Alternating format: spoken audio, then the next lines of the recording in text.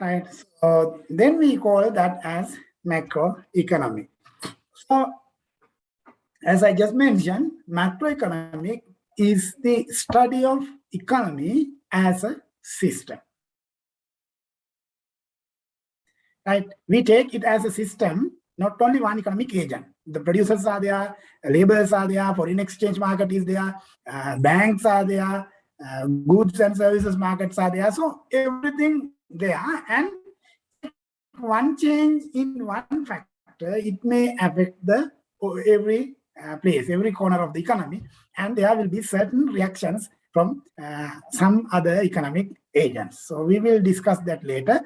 For that, usually when we say macroeconomic conditions, probably you may have heard, these days we are talking a lot. We are talking a lot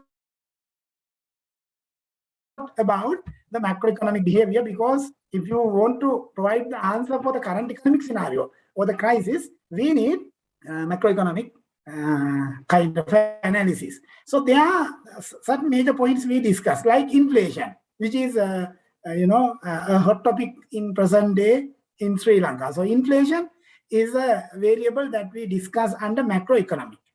Then the labor force, labor supply, demand, employment, unemployment, and all these will be discussed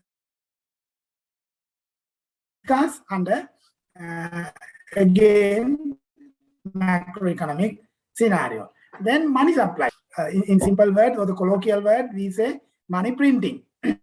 So money supply, and finally the economic growth, which is very much important, because that is the whole point of discussing about the behavior of the economy. So we are looking at the economic growth. So these variables are usually discussed under macroeconomics, but in our case, of course, this is not a course on macroeconomics, but it is a course on introduction to macroeconomics. So we in fact, our much emphasis will be on microeconomics, but I thought it's better you have some idea about the macroeconomic variables because of the current economic scenario. If you want to understand the current economic scenario, we need certain variables. We should understand the certain variables where we can discuss about the current economic scenario.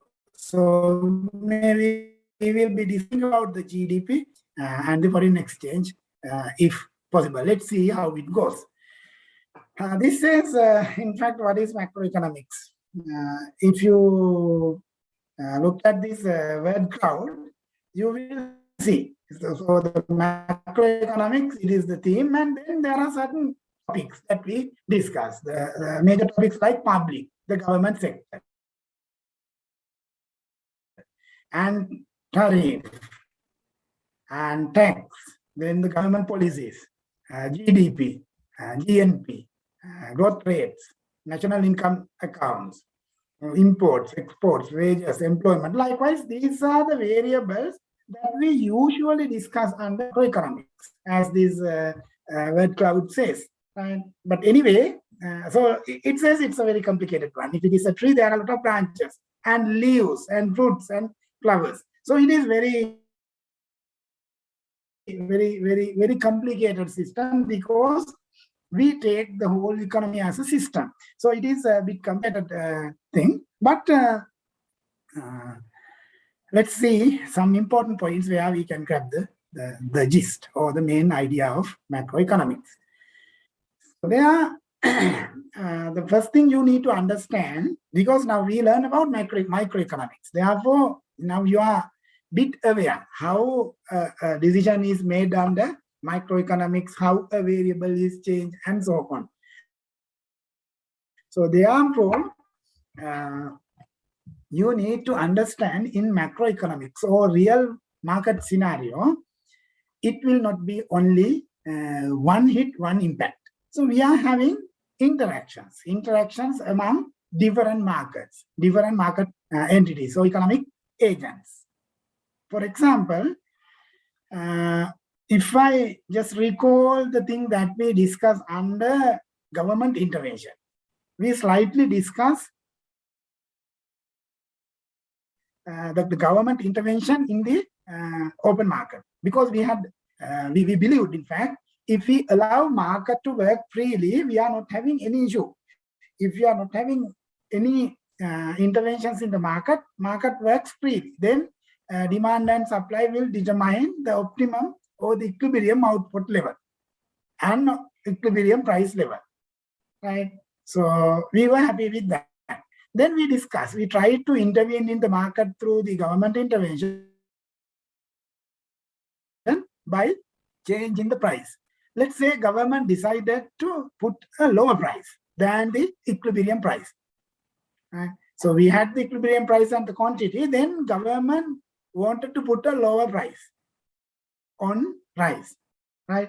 So this is a maximum price to help the consumer. So government wanted to help the consumer, therefore it put a maximum price. So then we had the analysis, very easy. We understood that if the price is less than the equilibrium price, what will happen?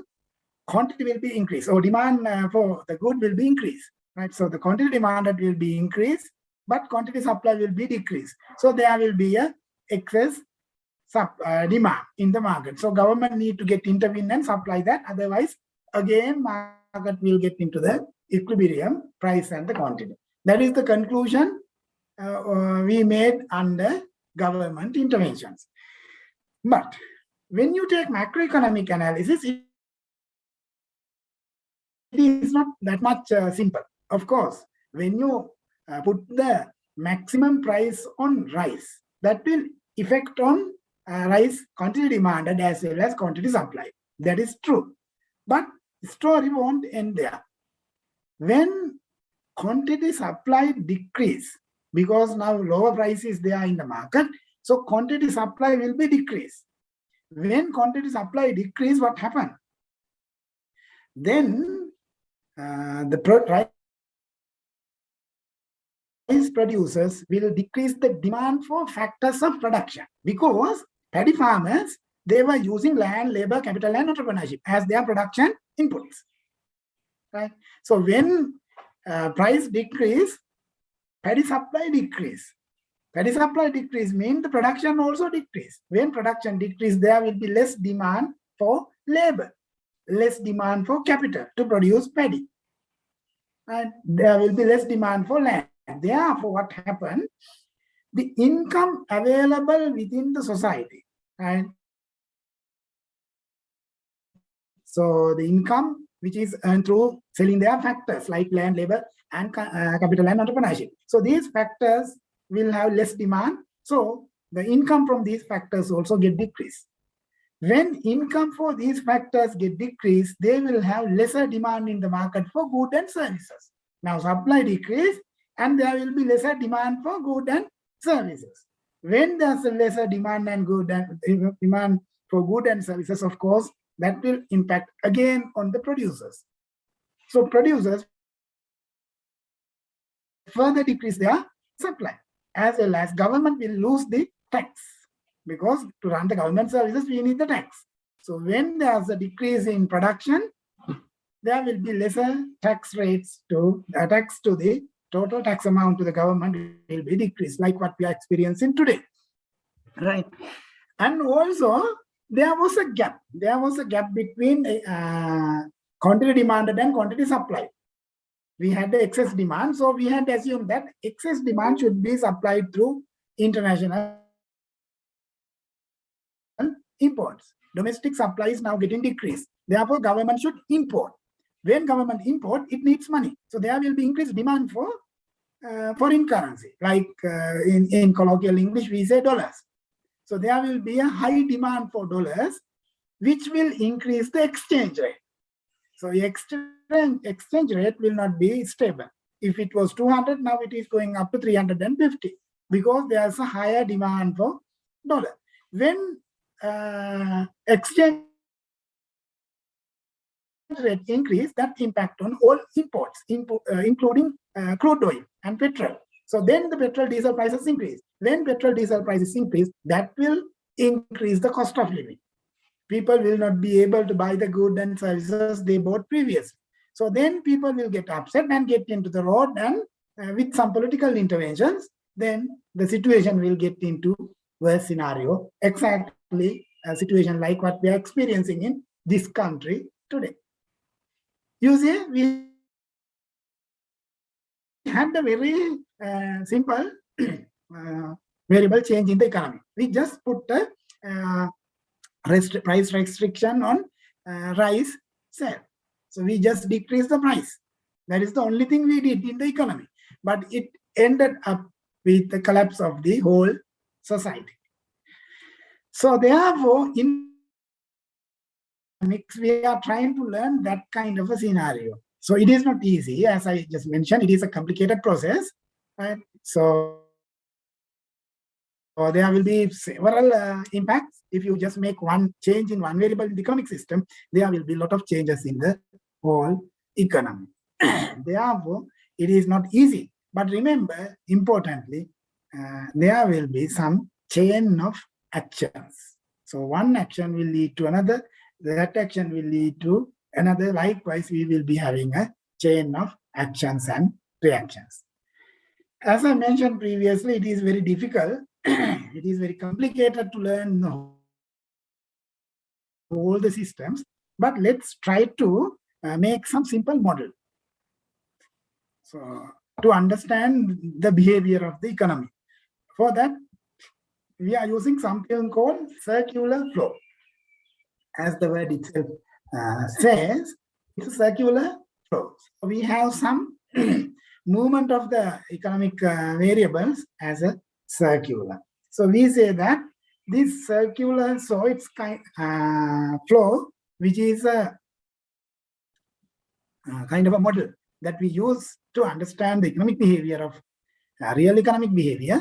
So it shows the real resources like goods and services and the financial payments like wages and interest rates moving between the economic agents. So we are having consumers, we are having producers, which we can say consumers like general public. And then we are having the institutions, which are producing goods and services. So there will be some movement of physical resources. Some of the physical resources available with the general public will be moving into those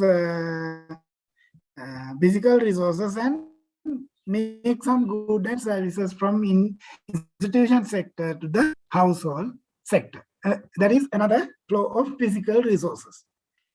When the firms buy out those physical household, so firms pay money, household, which is a financial flow, like wages, right, or profit. So that is moving from industry or from the firm sector to the households, which is a financial movement. On the other hand, the household, those who are having the money generated through the selling economic assets to the firms, they will use this money. So another financial flow will be moving to the industry or to the firms sector. And so we say it's a circular flow. Right? It's moving as a circular. So we are going to learn about this circular flow, thereby try to understand the complicated behavior of the economy.